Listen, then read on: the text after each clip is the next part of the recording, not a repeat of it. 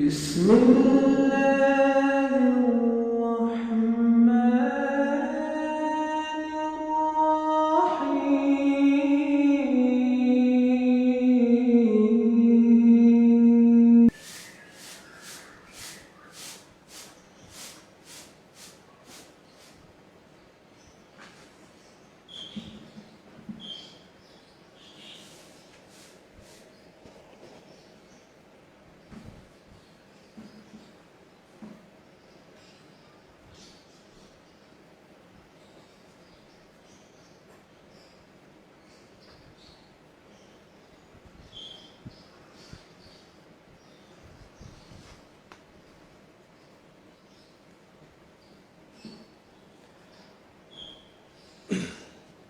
Bismillahirrahmanirrahim.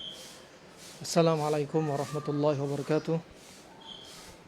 Innal hamdalillah nahmaduhu wa nasta'inuhu wa nastaghfiruh wa na'udzu billahi min shururi anfusina wa min sayyiati a'malina. May yahdihillahu fala mudilla lahu wa may yudlil fala hadiya lahu.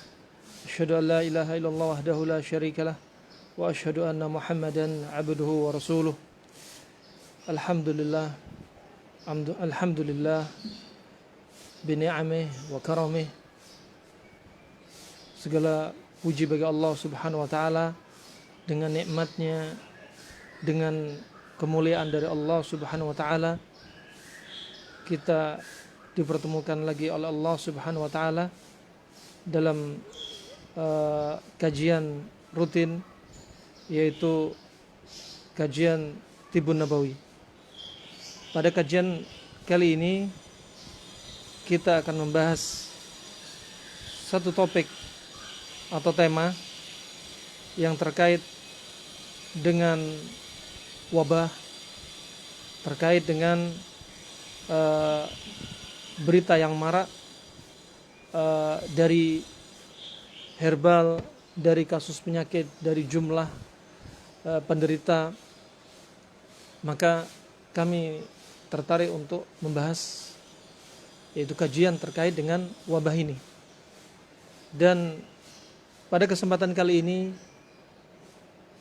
kita akan membahas satu herbal, satu tanaman yang sudah disebutkan Nabi SAW, Kustul Hind. Dan sebelumnya sudah kami sampaikan materi yang telah lalu, materi terkait dengan sikap seorang muslim dikala wabah. Sudah kami sampaikan bahwasanya Nabi sebenarnya sudah mewasiatkan ketika ada wabah bagaimana sikap seorang muslim. Nabi sudah mengajarkan sikap seorang muslim dari sisi ma'nawi dan dari sisi hissi. Dari sisi ma'nawi, Nabi mengajarkan doa-doa seperti doa sebagaimana dalam riwayat Imam Ahmad, Ibnu Majah, Abu Daud, disahihkan Syekh Albani rahimahullah, Allahumma inni a'udzubika minal barasi wal jununi, Allahumma inni a'udzubika minal barasi wal jununi wal judami wa sayyi'il asqami.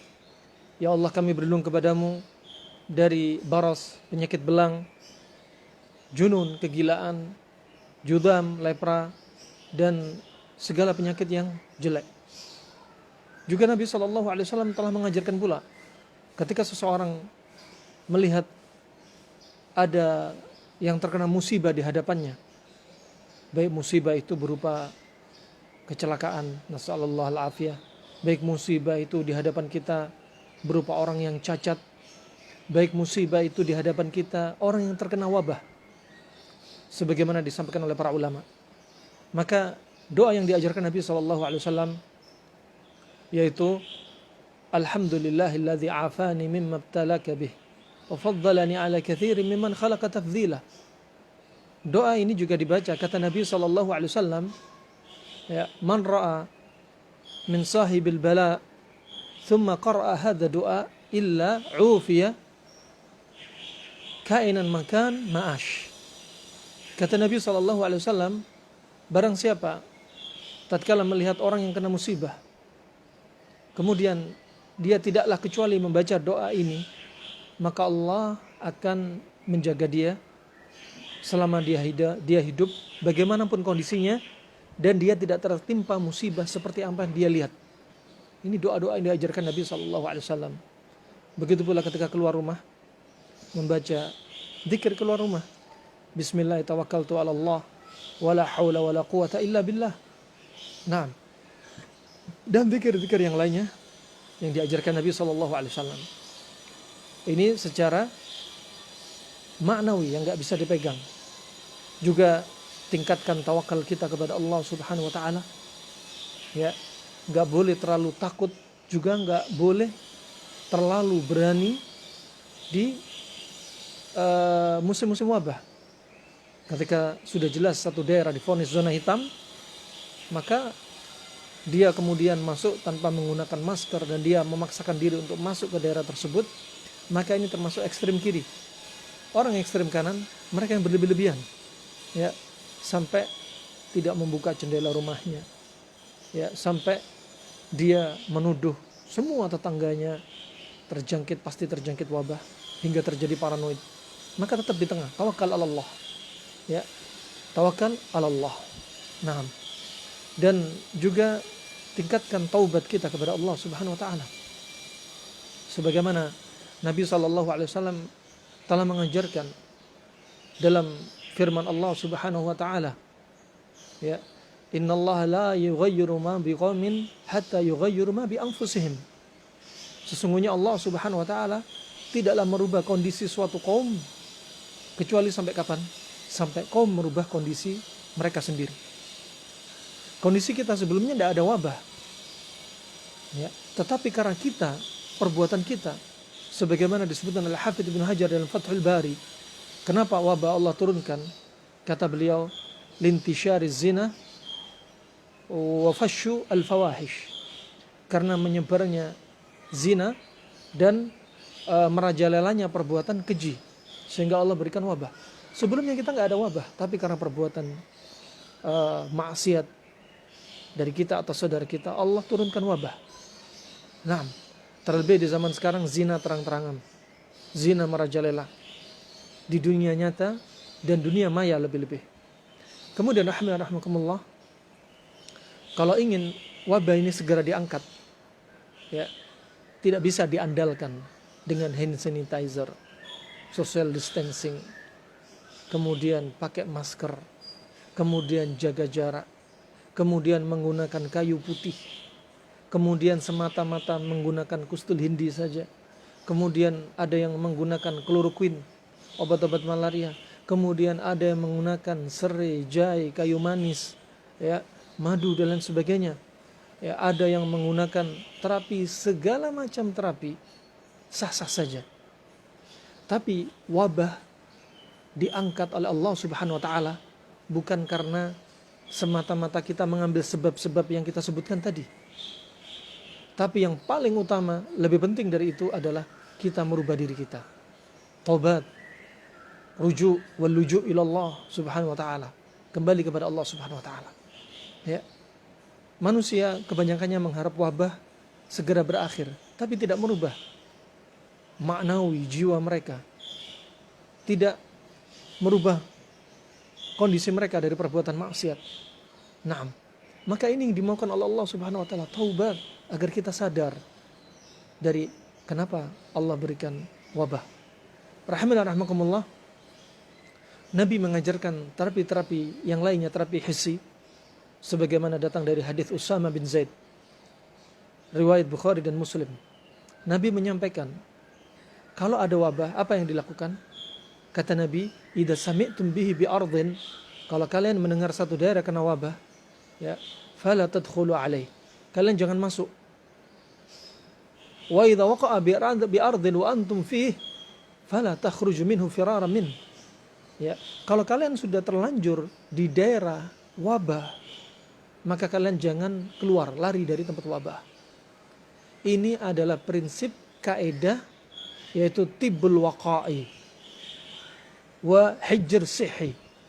Ini adalah prinsip dari Nabi SAW, yaitu tibbul waqa'i, penjagaan kesehatan, biar tidak terjangkit wabah, dan sekaligus hijr sihi, sekaligus isolasi. Ini sudah diajarkan Nabi SAW. Bukan dari kedokteran modern saja, Nabi sudah mengajarkan. Begitu pula social distancing. Sebagaimana datang dalam riwayat Imam Muslim dari Jabir bin Abdullah, bahwasanya ada seorang sahabat namanya Syarid bin Suwaid dari Bani Thaqif, yang dia ini terindikasi kena wabah kusta. Dan dia ingin masuk Islam, ingin mengikrarkan keislamannya di hadapan Nabi SAW. Ya, ingin baiat di hadapan Nabi SAW. Kemudian ketika menghadap Nabi SAW, apa kata Nabi SAW? Irji' faqad baya'nak. Kembali kamu, pulang saja. Baiat kamu sudah kami terima. Baiat kamu sudah sah. Ya. Tidak menutup kemungkinan, ya, di sini Nabi SAW jaga jarak. Dan tidak menutup kemungkinan Nabi tidak mau berjabat tangan. Naam, barakallahu fiik. Dan juga dalam hadis yang lainnya, tetapi hadis ini ada padanya perawi yang lemah, ya. Tetapi makna hadis ini mencocoki konsep, yaitu memutus rantai penularan wabah. Bunyi hadis ini walaupun sanadnya lemah tapi maknanya benar, ya. Kallimil majdum wa bainaka wa bainahu qidu rumhin rumhain. Bicara dengan orang yang kena wabah waktu itu kusta, dan jarak antara kamu dengan dia sekitar 1 panah, busur panah, atau 2 busur panah. Katakan jaraknya sekitar 1 meter sampai 2 meter. Naam. Walaupun hadis ini enggak sahih tapi maknanya benar. Naam, barakallahu fikum. Juga bimbingan dari Nabi SAW dalam hadis yang lainnya, hadis yang sahih, Nabi bersabda, la tudimun nadhara ilal majdumin. La tudimun nadhara ilal majdumin. Janganlah kalian melihat orang yang kena majdum, orang yang kena wabah lepra waktu itu. Jangan terus-menerus melihat. Ini bimbingan dari Nabi SAW. Ketika ada wabah, maka bimbingannya kita jangan sering lihat. Di hadapan kita, kepo, pengen tahu. Tidak perlu. Nah, juga termasuk makna dalam hadis ini, jangan kita share, jangan kita kirim berita buruk kepada saudara-saudara kita dari orang yang kena wabah. Karena share berita buruk yang Anda sebarkan tidaklah menambah keimanan, juga tidak menambah imun mereka. Sebaliknya, bisa menurunkan imun mereka karena depresi, stres, karena berita buruk yang disebarkan, juga bisa menurunkan iman mereka. Tawakal mereka semakin loyo, ya, iman mereka semakin lembek. Naam, barakallahu fikum. Ini semua bimbingan dari Nabi SAW. Juga dari hadis yang lainnya, dalam riwayat Imam Bukhari dan Imam Muslim, Nabi telah bersabda, la yuridanna mumridun an musihin.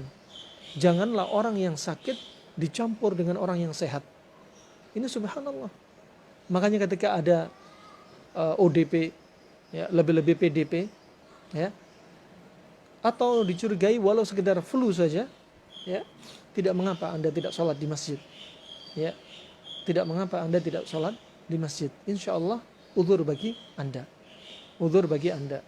Nah, dan jikalau sudah terindikasi, maka lebih baik dia mengisolasi diri dia dan tidak berbaur dengan masyarakat. Barakallahu fikum. Terlebih Ibnu Qayyim menyebutkan wabah ini begitu cepat menyebar ketika musim dingin. Ketika musim dingin. Di Wuhan beberapa waktu lalu terjadi di musim dingin. Desember, Januari, musim dingin. Ya. Dan di daerah Italia terjadi di musim dingin. Ya. Dan mereka mengira bahwasanya wabah ini betul-betul terputus dengan cara-cara mereka. Ya, jaga jarak dan lain sebagainya. Nah, di Wuhan mereka memvonis 2 bulan selesai. Sekarang ternyata di Wuhan muncul lagi. Karena apa? Hakikatnya taubat kepada Allah Subhanahu wa taala. Ini yang dimaukan. Kemudian dari sisi maknawi, dari sisi yaitu hissi juga, diajarkan atau disampaikan oleh Imam Syafi'i rahimahullah, bahwasanya Imam Syafi'i menyampaikan terapi ketika di musim wabah dengan menggunakan satu herbal. Disebutkan Imam Syafi'i, disebutkan dalam kitab Adab Syafi'i, bahwasanya Imam Syafi'i menyampaikan, ma ra'aitu anfa'a lil waba minal banafsaji yudhan wa yushrab. Kata beliau, aku tidak melihat yang lebih bermanfaat di musim wabah, yaitu banafsaji. Banafsaji atau di daerah kita namanya violet flower atau saffron atau za'faran. Ya, aku tidak melihat yang lebih manfaat dari saffron, za'faran ketika wabah, diminum dan dioleskan minyaknya di kulit. Ini pendapat beliau. Ya, bukan dari sunnah, tetapi Imam Syafi'i termasuk ulama yang paham ilmu kedokteran. Ya, bahkan dia mahir dalam ilmu kedokteran. Bahkan kebiasaan beliau setiap sholat subuh, kebiasaan Imam Syafi'i tidak beranjak dari tempat duduknya di masjid. Ya, datang para ulama ahli fikih, segerombolan dari beberapa negara. Datang ulama ahli ilmu faraid, ilmu waris, datang dari beberapa negara. Datang ulama dari ilmu bahasa Arab, datang beberapa negara.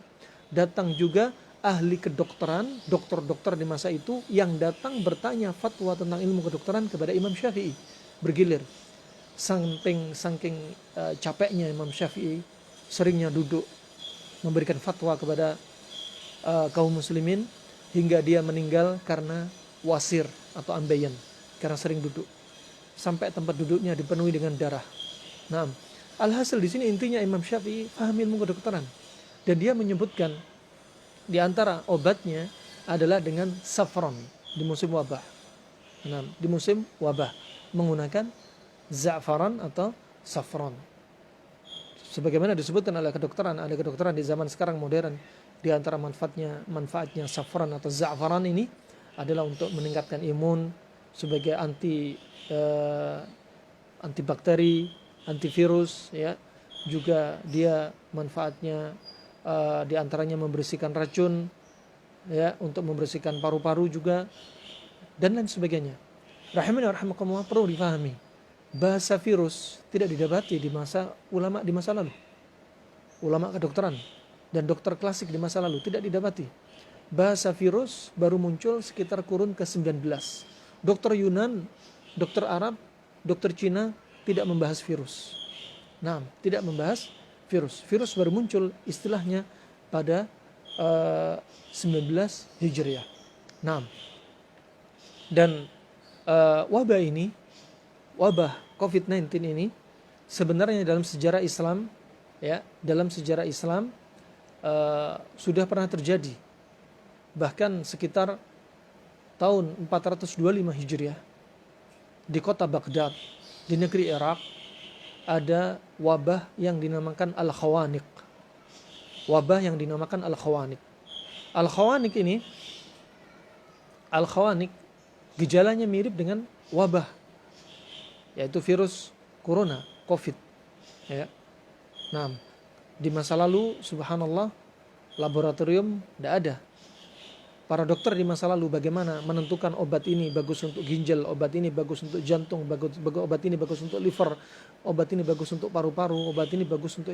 Bagaimana caranya? Mereka dengan menggigit jenis tanaman, akar pohon, kulit pohon, kemudian daunnya, ya, buahnya digigit sesuai dengan rasanya.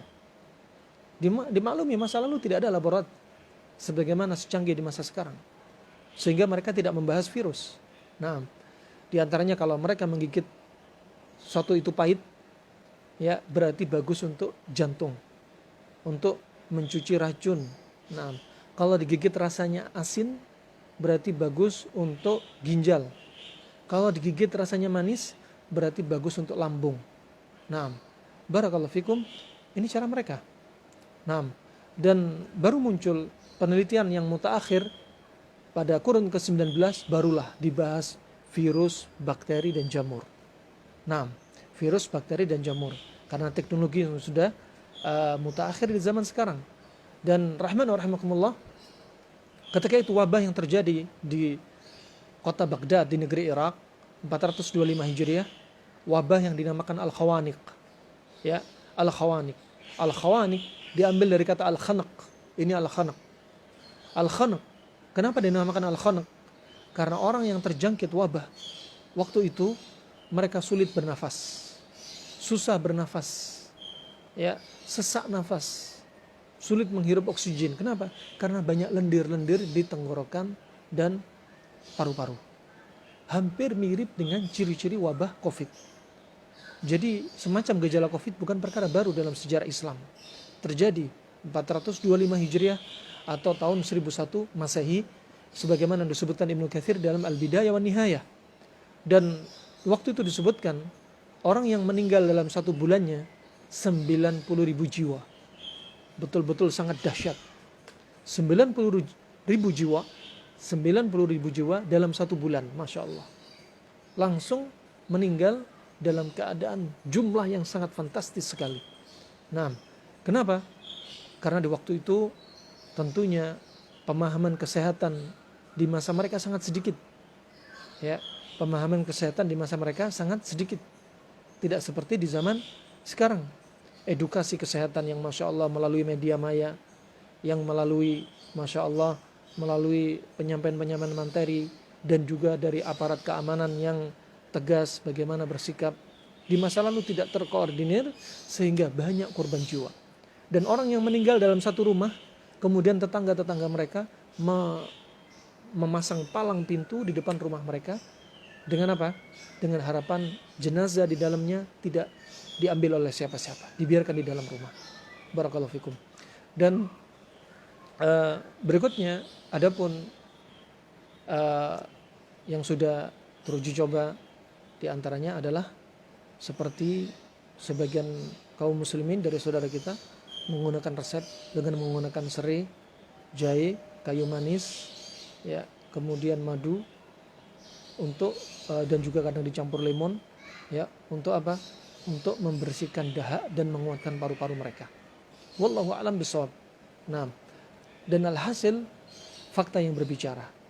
Dan masing-masing kondisi seseorang beda-beda. Kondisi seseorang terkait dengan reaksi obat berbeda.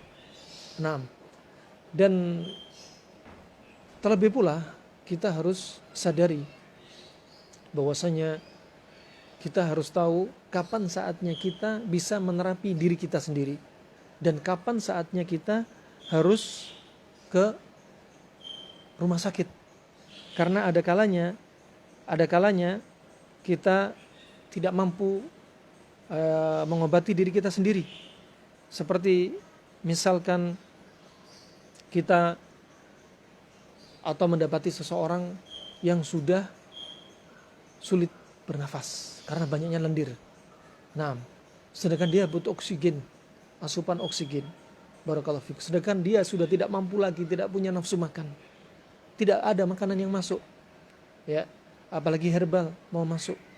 Nah, segala wujud herbal itu membutuhkan tenaga dalam tubuh kita. Ya, karena tubuh untuk mengkonsumsi atau menghancurkan atau menyerap herbal itu butuh kalori. Tapi ketika kondisi betul-betul drop, dia betul-betul sudah lemes, ya, makan pun gak bisa, tenaga gak punya, dipaksa minum herbal dalam keadaan dia gak punya kekuatan untuk mencerna, maka ini juga fatal bagi dia, membahayakan diri dia. Nah, untuk mengkonsumsi herbal kadang butuh penguat dulu dalam tubuh untuk bisa mencerna, menyerap herbal. Nah, kadang dibutuhkan gawat darurat seperti dia harus dipasang infus, dia dipasang oksigen, jangan dinafikan. Hal itu ternyata dibutuhkan. Makanya kolaborasi penting antara tim medis, pengobat tradisional, ya. Maka tidak boleh sebagian mereka mencela tim medis, ya, sehingga mereka alergi. Nggak boleh. Semua butuh kolaborasi. Ada saatnya kita butuh, ada saatnya kita bisa mengobati diri kita sendiri walaupun dengan pola makan dan makanan. Barakallahu fikum. Dan yang berikutnya adalah obat yang akan kita bahas, herbal yang kita bahas, yaitu Kustul Hindi. Sebelumnya kita sudah sampaikan muqaddimah, murajaah dari materi kita yang lalu. saat ini kita akan membahas inti dari topik, yaitu Kustul Hindi. Peran Kustul Hindi di musim wabah pandemi COVID-19. Barakallahu fikum. Sebelum masuk Kustul Hindi, ada konsep yang perlu dipahami. Konsep yang diajarkan Al-Hafidz Ibnu Hajar. Al-Hafidz Ibnu Hajar dalam Fathul Bari sudah menjelaskan dalam bab tentang iktihal bil ithmit yang disebutkan Imam Bukhari, bercelak dengan batu ismit. Kemudian beliau menyebutkan Al-Hafidz Ibnu Hajar prinsip dari sebab penyakit dan terapinya. Beliau sebutkan, kenapa sih sering kita muncul penyakit? Kata beliau, lisababi insibabi ahadil akhlaq awil abkhar. Sebabnya adalah karena salah satu campuran yang berlebihan. Katakan sifatnya panas dengan panas numpuk sehingga timbul gas yang berlebihan. Dan gas berlebihan ini dari perut. Jika naik ke lambung, sakit lambung. Jika naik ke paru-paru akan terjadi marad nazlah, kata beliau. Infeksi paru-paru. Baik bronkitis, pneumonia, ispa. Ya. Kalau naik ke ufula, idza tala'a ila al-liha, katanya. Kalau naik ke ufula, anak lidah, maka akan menyebabkan al-khannan. Nah, akan menyebabkan masalah di hidung dan ngorok. Nah, kalau naik ke hidung akan menyebabkan zukam, menyebabkan pilek atau influenza. Ini teori dari kedokteran Arab masa lalu. Nah, jadi mereka nggak membahas virus dari sisi virus. Di masa kita membahas virus, dan itu tidak menafikan, tidak saling bertentangan. Adapun di masa lalu, karena belum ditemukan bahasa tentang virus, alat-alat untuk melihat virus, mereka membahas apa? Sebabnya adalah uap yang numpuk di dalam tubuh sehingga hidung ini lembab. Kalau hidung lembab, maka pembahasan virus masuk di sini. Di mana satu organ itu lembab, maka virus, bakteri, jamur sangat potensi untuk hinggap di organ tersebut. Nah, maka di musim wabah COVID-19 jaga pola makan kita. Kalau banyak uap numpuk naik ke paru-paru, tenggorokan, anak lidah, kemudian hidung, maka potensi ya COVID yang terbang di udara akan nempel pada hidung tersebut. Tapi demikian prinsip satu, semua dengan izin Allah. Ya, kenapa? Gak ada penyakit menular kecuali dengan izin Allah Subhanahu Wa Taala. Ya, tetapi kita juga merupakan sebab perantara. Jika kita mengambil sebab dari penularan, kemudian Allah mengizinkan, ya sudah tertular. Kalau kita mengambil sebab penularan, tapi Allah nggak mengizinkan, ya nggak tertular. Nah, demikian rahman wa rahmakumullah. Kalau uap tadi naik ke mata, yahdutsu ar-ramad. Kalau tadi ternyata uap tadi naik ke mata, akan menimbulkan ar-ramad. Ya, ramad yaitu konjungtivitis. Ya, konjungtivitis. Dan kata beliau, kalau uap ini naik ke kepala, yahdutsu as-suda. Kalau naik kepala akan menyebabkan pusing, vertigo, migrain, ya, atau pusing-pusing yang lainnya. Nah, karena menumpuknya uap di udara. Kalau ternyata kelembapan ini turun ke bawah, bagi kaum wanita sering terjadi keputihan. Ya, kalau pada kaum laki-laki sering dia karena aktivitasnya banyak nempel kelembapan ini ke kulit, timbul apa? Penyakit kulit, gadas, kurap, dan lain sebagainya. Masya Allah. Rahman wa rahimakumullah jami'an. Juga Nabi SAW sebagaimana dalam hadis yang sahih dalam riwayat Imam Bukhari dalam Adabul Mufrad, disahihkan oleh Syalbani rahimahullah, juga diriwayatkan oleh Ibnu Rajab Al-Hambali, ya, ketika Nabi takjub, Nabi kagum dengan seseorang badu yang fisiknya kuat, ya, yang dia betul-betul kondisinya mengagumkan, ya, fit, ya. Kemudian Nabi bertanya kepada dia, hal asabaka al-humma, hal asabaka ummul mildam, apakah kamu pernah kena ummu mildam? Kemudian orang ini bertanya, ma ummu mildam, apa itu ummu mildam? Kemudian kata Nabi, al-humma al-hararah bainal jild wal bainal jild wa bainal jild wal adlat, ya, bainal jild wal adlat awal lahm, yaitu panas, demam antara kulit dan daging. Kemudian kata orang Badui ini, ma asabani humma au umumil dam abada. Aku sama sekali nggak pernah kena demam. Kemudian Nabi berkata lagi kepada dia, hal tasadda'ta? Apa kamu pernah pusing? Kemudian orang Badui ini bertanya, mas sudah? Apa itu sudah pusing? Kemudian Nabi menjelaskan, rihun yadribu fir ra's, rihun ya'taridu fir ra's wa yadribu al-asab. Kata Nabi SAW, pusing adalah karena angin yang berputar-putar di kepala dan dia menyerang saraf di kepala. Berarti di sini faedahnya yang bisa diambil, Nabi menjelaskan apa sebab pusing. Yaitu apa? Karena angin. Angin dari mana? Dari uap di perut yang menumpuk. Sebagaimana disebutkan Al-Hafidh Ibnu Hajar. Barakallahu fikum. Kemudian kita bahas di sini kustul hindi. Termasuk kustul hindi kita bahas karena merupakan salah satu sebab dari sebab-sebab kesembuhan yang sudah kita sebutkan. Kustul hindi ya bisa menggunakan kust, qaf, sin, ta atau kist, kaf, sin, ta. Ini boleh dua-duanya. Dan kust ini dibagi menjadi dua. Kustul bahri dan kustul hindi. Dan dua-duanya berasal dari India. Berasal dari India. Di zaman Nabi SAW dinamakan kustul bahri waktu itu karena diimpor dari India melalui jalur al-bahr, melalui jalur laut. Ya. Dan kustul bahri warnanya condong ke arah terang, putih. Dan dia sifatnya panas. Adapun kustul hindi warnanya condong ke arah coklat gelap. Ya, coklat gelap. Dan dia sifatnya lebih panas daripada yang putih. Nah, lebih panas dari yang putih. Dan dua-duanya ini disebutkan Nabi SAW. Ya, berarti di sini boleh distempel, dicap. Kustul hindi adalah termasuk tibbun nabawi. Kustul hindi adalah termasuk salah satu tanaman tibbun nabawi. Tayyib. Tapi jangan mencap kustul hindi pasti untuk COVID. Ini nggak boleh. Karena menisbatkan sesuatu ya kepada sunnah, kepada Nabi, kepada tibbun nabawi yang Nabi tidak mengucapkan. Khawatir masuk dalam hadis Nabi SAW, riwayat Bukhari dan Muslim, man kadzaba alayya muta'ammidan falyatabawa maq'adahu ilan nar. Barang siapa yang yaitu dusta atas nama Nabi dengan sengaja, maka tempat kembali dia di neraka.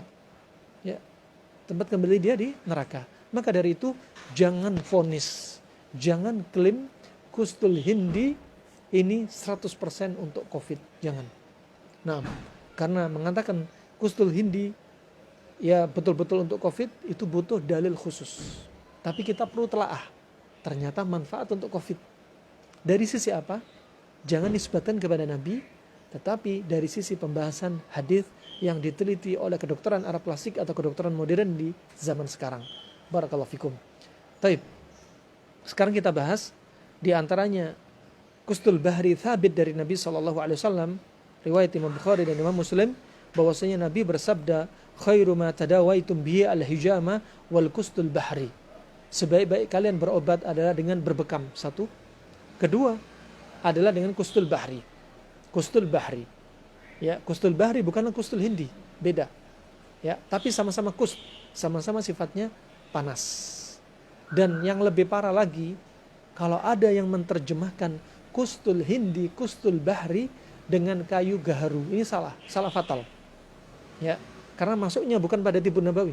Gaharu nggak ada dalam tibbun nabawi. Ya, gaharu hanya masuk dalam bab at-tib, yaitu aroma yang wangi. Tapi nggak bisa masuk dalam tibbun nabawi karena Nabi nggak menyebutkan gaharu. Hanya masuk dalam keumuman aromanya yang wangi. Nah, dan gaharu beda. Bukanlah gaharu itu kustul hindi. Sehingga banyak dari saudara kita yang menjual kayu gaharu, dia anggap itu kustul hindi, kemudian dijual. Ya, apalagi di masa sekarang. Tatkala haji, umroh, penerbangan semua ditutup, kustul hindi habis, gak ada datang dari Saudi Arabia, Mamlakah, gak datang. Ya, sehingga mereka memaksakan diri menjual kayu gaharu. Ini kedustaan. Ini kedustaan. Naam. Rahimani wa rahimakumullah jami'an. Juga demikian. Hukumnya menjual kustul hindi dengan meningkatkan harganya lebih dari harga pasar. Ini haram. Ini ghash. Ada padanya penipuan. Tidak boleh. Saudara kita butuh COVID, pengen beli kustul hindi, harganya karena nggak ada yang masuk dari Saudi, dijual yang 50 gram biasanya harganya di bawah 100, dijual dengan harga 1 juta misalkan. Dengan 500 ribu misalkan. Ini haram. Haram. Ini termasuk ghash. Man ghashana falaysa minna. Kata Nabi SAW. Barang siapa yang melakukan penipuan, melakukan kedustaan, ya, maka ini bukanlah dari golongan kami. Haram. Barakallahu fikum. Menaikkan harga di atas pasar di luar jangkauan. Rahmani wa rahimakumullah jami'an. Ya. Di sini Nabi menyebutkan sebaik-baik terapi adalah dengan berbekam. Tapi ingat, lihat kondisi pasien dulu. Kalau seseorang nggak belajar tibbun nabawi, akhirnya semua penyakit dibekam. Tidak. Bekam itu pada kondisi kasus ekses, kasus sesuatu yang berlebihan di dalam tubuh. Ya, kalau kasus defisiensi, jangan dibekam. Ada orang anemia, sudah HB-nya 4, HB-nya 6 dibekam. Bisa pingsan, bahkan bisa mati. Ya, ada orang hipoglikemi, kurang darah dibekam, pingsan di tempat. Ada orang kurang tidur, 2 hari nggak tidur, atau 3 hari begadang, dia dibekam, pingsan, karena lagi lelah. Ya, ada orang juga hipotensi, darahnya rendah, dibekam, dia bisa pingsan. Nah, ada orang kurang nutrisi, dibekam. Ada orang kurus, kering, dibekam. Nah, barakallahu fikum. Maka ada saatnya kapan bekam. Juga ada saatnya kapan kustul hindi itu dipakai. Rahimani rahimakumullah. Ini perlu kita fahami. Ya, perlu kita fahami. Nah, kemudian yang berikutnya, hadis yang berikutnya, hadis yang juga diriwayatkan oleh Imam Bukhari juga Imam Muslim dari hadis Ummu Qais bintu Mihsan, bahwasanya Nabi SAW bersabda, "Alaikum bihadzal 'ud al-hindi, fa inna fihi sab'ata ashfiyatin minha dhatul janb." Kata Nabi SAW, ya, hendaknya kalian menggunakan kustul hindi. Ya, menggunakan kustul hindi ini karena ada padanya 7 pengobatan penyakit. Nabi enggak menyebutkan semuanya. Nabi hanya menyebutkan di sini 1. Minha, di antara dari 7 itu 1 yang disebutkan Nabi, dhatul janb. Dhatul janb. Apa itu dhatul janb? Disebutkan oleh ahli kedokteran Arab modern di zaman sekarang. Setelah diteliti, dhatul janb dengan ciri-cirinya adalah penyakit pleurisi atau pleuritis, radang pada selaput paru, rongga paru dan dada. Nah, terjadi padanya infeksi, dan infeksinya bisa karena virus, bisa karena bakteri, bisa karena jamur. Barakallahu fikum. Cocok berarti menggunakan kustul hindi. Dan kita lihat wabah pandemi COVID-19 ini, ya, yang diserang adalah paru-paru dan tenggorokan. Dan penyebabnya adalah virus. Penyebabnya adalah virus. Nah, dan Allah Subhanahu wa taala ciptakan wabah ini beraneka ragam. Ada waktu itu Ebola karena monyet. Ya, ada SARS, ada MERS karena onta, ya, ada flu burung, ada flu babi, semua rata-rata dari hewan, ya, rata-rata dari hewan. Nah, dan yang diserang masing-masing organnya. Ketika seperti HIV, AIDS, yang diserang adalah sel imun T, ya. Kemudian pada hepatitis B, virus yang diserang adalah livernya dengan albuminnya jadi sasarannya. Kemudian ada virus polio yang diserang adalah sel saraf tepi. Dan pada COVID-19 ini yang diserang adalah paru-paru dan tenggorokan. Nah, maka intinya dari pengobatan ini, kalau dari pengobatan Tibet, Cina, mereka adalah intinya menguatkan fungsi paru-paru. Menguatkan fungsi paru-paru. Nah, dan adapun pada teori yang kita bahas, kustul hindi, dari sisi apa? Dari sisi yang lainnya. Panas dan lembab. Panas dan lembab. Barakallahu fikum. Kalau kita lihat, barakallahu fik, orang yang terkena COVID-19 dengan gejalanya, di antaranya pilek, batuk, sesak nafas. Kemudian kalau kita lihat akan terjadi sembab. Ini lebam atau bengkak, sembab seperti kalau seperti menumpuk yang seperti, atau bahasa Jawanya tembem, ya, agak bengkak, sembab, mata juga sembab, sesak nafas, ya. Dan ini biasanya ciri-ciri COVID. Nah, dan ciri-ciri seperti ini jelas kita bisa lihat sifatnya dingin. Dingin, bisa juga dingin lembab. Dingin lembab. Masya Allah. Dari teori ini sangat cakep sekali, sangat bagus sekali jika kita menjadikan kustul hindi untuk kasus COVID. Kenapa? Karena sifat dari kustul hindi adalah haron yabisan. Kustul bahri, kustul hindi haron. Dua-duanya ini yabisan, panas kering. Masya Allah, ajib. Ini rahasia pengobatan yang kita sampaikan, ya, yang kami bahas dari kitab ini. Kami hanya menyampaikan saja apa yang disampaikan oleh para ulama di masa lalu. Berarti kita bisa lihat COVID gejalanya adalah dingin lembab. Lawan dari dingin kering. Lawan dari lembab adalah lawan dari dingin adalah panas, dan lawan dari lembab adalah kering. Masya Allah, sangat cocok dengan kustul hindi. Sangat cocok dengan kustul hindi. Nah, COVID tadi kita lihat dingin lembab. Sedangkan kustul hindi panas kering. Cocok semuanya berlawanan. Nah, sehingga apa? Untuk menetralkan. Sebagaimana kami sampaikan telah lalu, bahwasanya kondisi tubuh kita adalah jika dalam keadaan sehat, kita di tengah. Sehat dengan pola makan, kita di tengah. Ketika kita condong makanan kita terlalu banyak panas dengan panas, akan condong penyakit sindrom panas. Nah, ketika kita condong ke kiri, dingin dengan dingin, akan timbul sindrom dingin. Dan COVID-19 termasuk sindrom dingin. Makanya dikasih obat yang panas, biar kembali ke titik netral. Dalam keadaan sembuh, sehat walafiat. Masya Allah, barakallahu fikum. Ini pembahasan yang klasik dan unik sekali yang disebutkan oleh kedokteran Arab klasik. Nah, dan sangat menarik untuk dibahas. Dan simple. Anda diajari untuk mengobati diri Anda sendiri dengan pola makan. Dengan obat-obatan yang simple. Ini ciri-ciri kedokteran Arab klasik di masa lalu. Kalau mereka mengobati satu penyakit hanya dengan satu obat saja. Tidak memvariasi, katakan jahe, serai, kunyit, temulawak, akar ini, akar itu, campur. Tidak. Nah, mereka hanya satu saja. Coba kalau Anda lihat ketika pada kasus isialgia, nyeri pada pinggang. Ya, yang disebutkan Nabi dengan penyakit irqun nasa.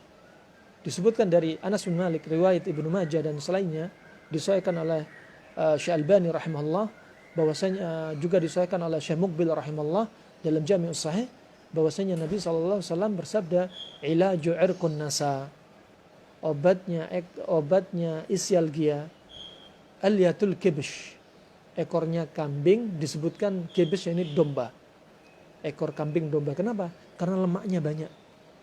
Lain sama kambing Garut, kambing kacang, lemaknya dikit. Ini kambing domba, lemaknya banyak. Ya. Kemudian yudhab tudhab tujza thalatha wa yushrab ala riq.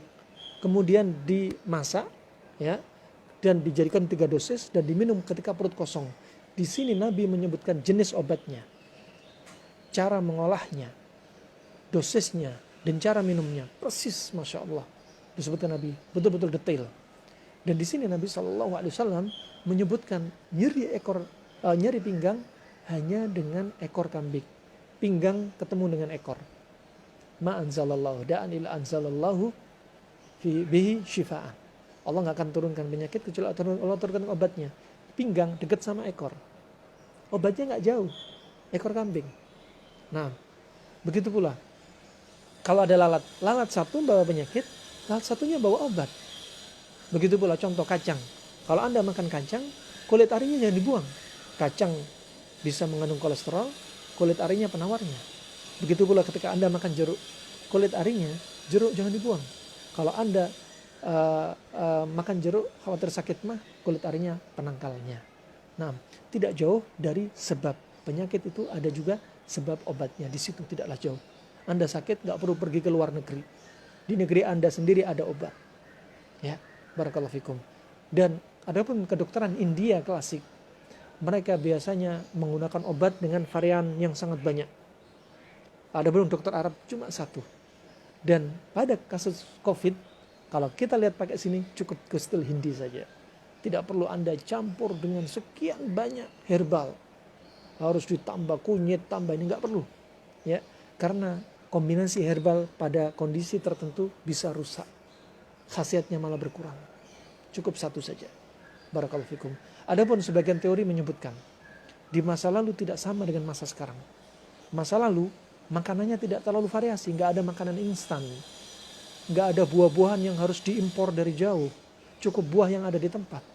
Ya, adapun di masa sekarang, karena makanan kita banyak instan, kita ngimpor makanan dari luar, makanan yang nggak ada kita paksakan masuk ke sini. Mangga belum musimnya diimpor biar kita makan mangga. Padahal menurut kedokteran Arab itu nggak cocok. Kita makan buah di tempatnya, sayur di tempat kita di sini. Karena itu cocok dengan tubuh kita, musim kita. Nah, sehingga menurut mereka, sebagian mereka perlu obat racikan. Karena apa?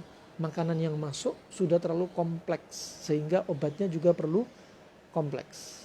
Nah, barakallahu fikum. Alhasil ini teori kedokteran Arab tidak terlalu memvariasi herbal. Masya Allah. Nah, kalau kita menelaah, Masya Allah, hikmah sangat banyak yang bisa kita kupas, baik dari Al-Quran, dari Nabi, juga dari dokter Arab. Masya Allah. Kemudian rahimakumullah jami'an. Sifatnya dia adalah, kita sebutkan tadi, panas dan kering. Ya. Dan Kustul Hindi, dia tanamannya tidak terlalu tinggi. Ya. Tanamannya tidak terlalu tinggi, yang diambil adalah batang akarnya.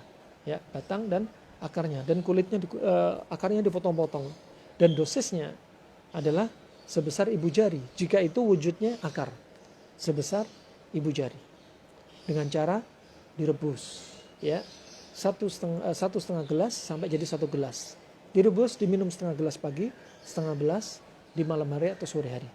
Tetapi sediaan di negeri kita rata-rata sudah dalam bentuk bubukan atau serbuk, ya, dalam bentuk serbuk ini, ya, ini sudah sediaan serbuk dan warnanya lebih coklat ke arah hitam. Adapun Kustul Bahri warnanya putih, ya. Ini bentuk serbuk. Dan yang paling perfect adalah bentuk kayu. Ya. Kenapa demikian? Karena kalau satu herbal, kalau sudah dicincang-cincang, kalau sudah diputus-putus, kalau sudah ditumbuk, sebagian partikel dia akan pudar. Ya. 6 jam atau 4 jam setelah itu sebagiannya akan pudar.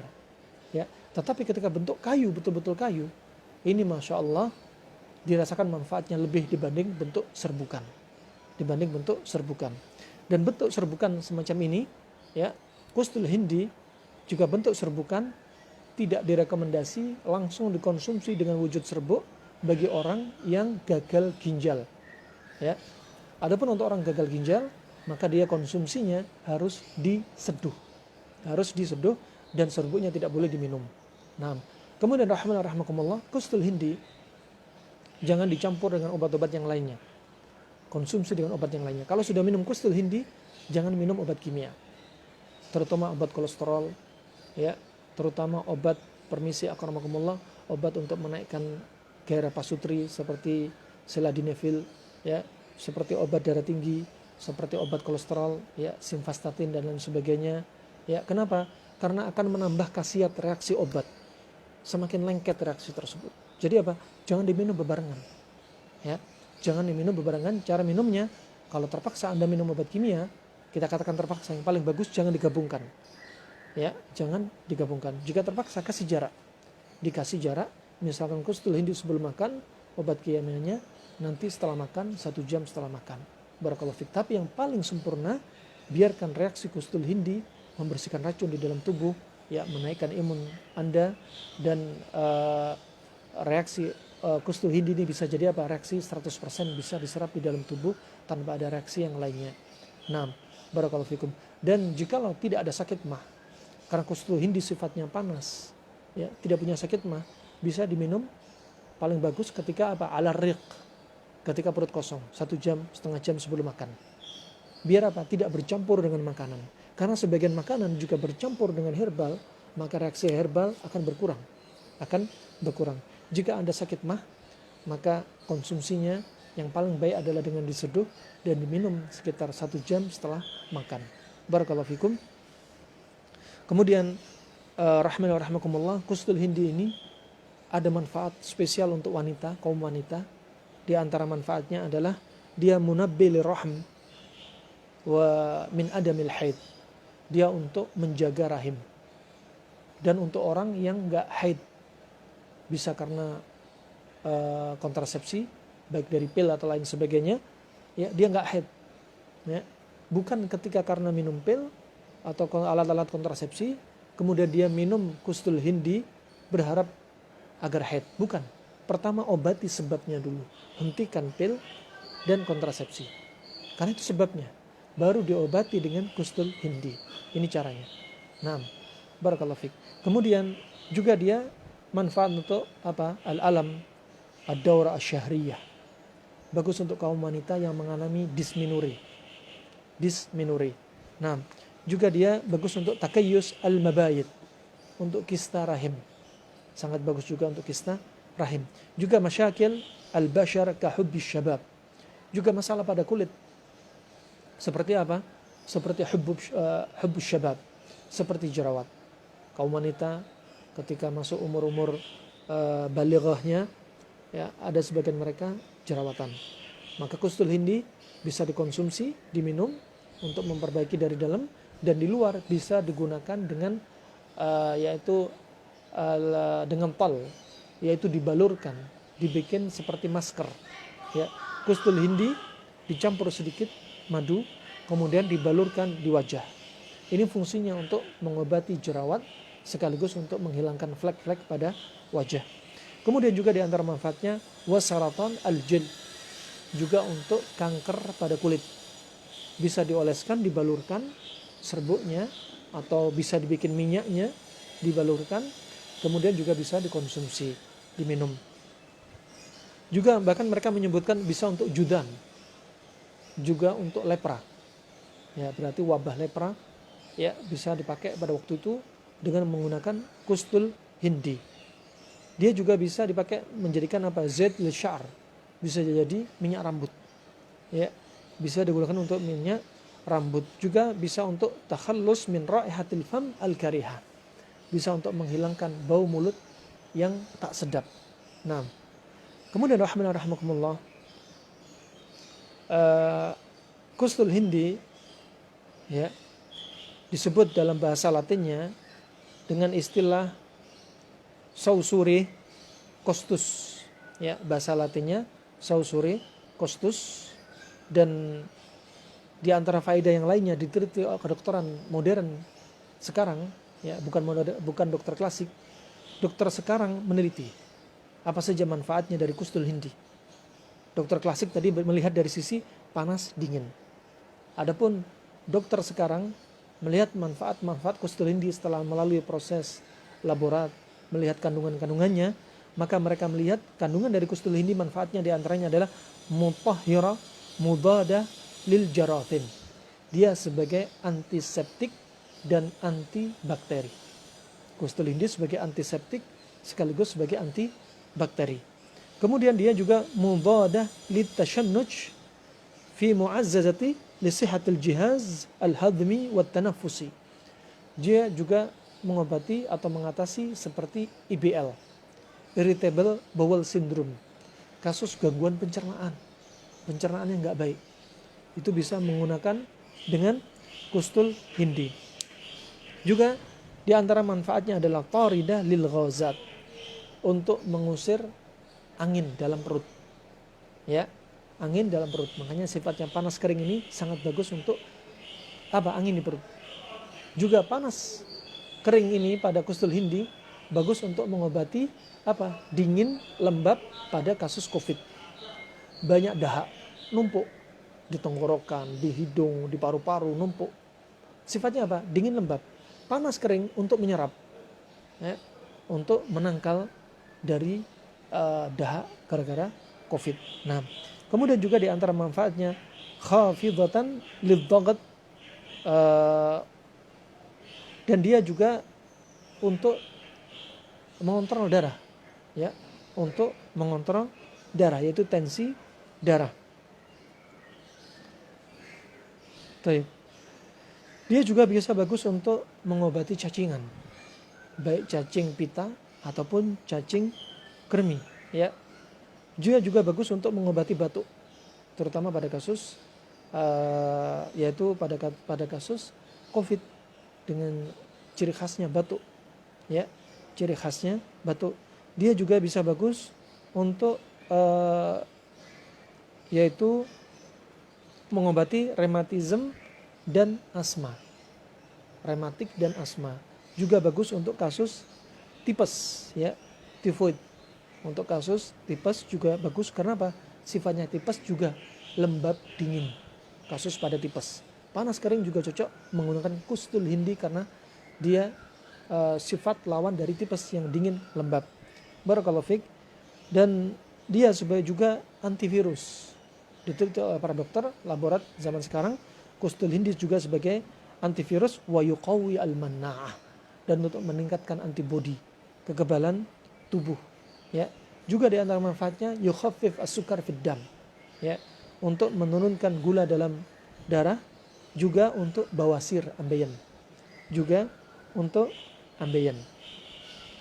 Dia juga untuk liyamna al-iltihab al-qulun al-qarhi.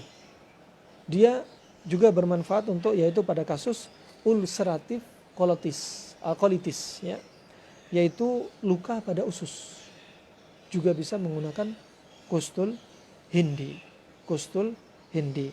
Nah, dan asyiknya juga, ya, dia juga bisa untuk mengatasi ulcus pepticum, tukak lambung, ya. Orang pertama gastritis, sakit mah, bahkan kena GERD, gak diobati, timbullah luka, ulcus pepticum, luka pada lambung. Alhamdulillah lambung Allah ciptakan 3 lapis. Coba kalau 1 lapis langsung jebol itu lambung, ya. Kemudian gak diobati, lama-lama mengikis, timbullah yaitu perforasi, lubang pada lambung, jebol pada lambung. Makanya bahaya sekali juga dibiarkan. Dan ini tukak pada lambung ini bagus menggunakan kustul hindi untuk menambal lambung. Juga manfaat lainnya adalah lil ghuddah ad-daraqiyah. Dia sangat bermanfaat untuk kasus TSH, ya, thyroid stimulating hormone, yaitu pada kasus gondok, ya, orang yang meningkat tiroidnya meningkat dengan ciri-ciri biasa dia keracunan, gemetaran, tensi naik, ya, terus bengkak. Lah ini bisa digunakan dengan menggunakan kustul hindi, kustul hindi. Barakallahu fikum. Kemudian rahimakumullah, ya, pembahasan Ibnu Qayyim selanjutnya, beliau menyebutkan di antara manfaat kustul hindi adalah yunashifani balgham, untuk mengeringkan dahak, ya, untuk mengeringkan dahak. Nah, makanya ada 4 hal yang disebutkan kedokteran Yunan dan dokter Arab klasik. Ada sofrawiyah, ada damiyah, ada balghamiyah, ya, ada balghamiyah. Dan balghamiyah ini yang menghasilkan dahak, ya. Di antaranya balghamiyah, keluarlah dahak ini ditangkal dengan kustul hindi untuk mengeringkan dahak tersebut. Qati'ani lizukam, juga untuk menghilangkan atau menyembuhkan dengan izin Allah tentunya pilek. Karena zukam tadi sifatnya apa? Dingin lembab. Nah, dingin lembab. Apalagi pada kasus COVID ada batuk, ada dahak, ada pilek. Nah, wa idza syuriba nafa'a min ad-dha'f al-kabidi wal ma'idati wa min bardiha. Jika diminum, tentunya direbus dengan air, itu bermanfaat untuk menguatkan liver dan lambung. Dari apa? Dari liver dan lambung yang sifatnya dingin, ya. Di sini menunjukkan lambung ada sifatnya panas, ada sifatnya dingin. Kalau lambung sifatnya panas, orang sakit mah, sakit lambung tapi sifatnya panas, maka cari herbalnya yang dingin. Kalau lambung orang sakit mah tapi dia sifatnya dingin, maka cari herbal yang sifatnya panas. Nah, barakallahu fikum. Dan oleh karena itu, di sini menguatkan liver dan lambung yang sedang kedinginan, ya, bagus pakai kustul hindi. Berarti apa? Kustul hindi tetap lihat pasiennya, Jangan bilang habbatus sauda, ya, kustul hindi nanti obat segala macam penyakit. Jangan. Habbatus sauda kalau menurut Ibnu Qayyim obat segala macam penyakit, tapi penyakit yang sifatnya dingin. Terus apakah nggak bermanfaat untuk orang yang darah tinggi? Karena habbatus sauda sifatnya panas. Bermanfaat. Tapi caranya apa? Direbus dahulu untuk mendinginkan, menjinakkan sifat habbatus sauda. Ibnu Qayyim juga menyebutkan pada beberapa kondisi obat yang sifat panas itu bisa untuk kondisi sindrom panas. Contoh apa? Pada kasus penyakit kulit panu kadas kurap, ternyata disebutkan Ibnu Qayyim ya adalah dengan cara berendam di air sulfur. Air sulfur sifatnya panas. Penyakit kulit sifatnya panas. Ternyata bisa. Nah, berarti tidak menafikan. Nah, barakallahu fikum. Berikutnya kata Ibnu Qayyim rahimahullah, maka kustul hindi ini bisa untuk kasus hepatitis yang sudah sifatnya dingin pada livernya. Dia juga bisa untuk mengurangi nyeri antara jantung dan paru-paru, nyeri pada dada. Ya,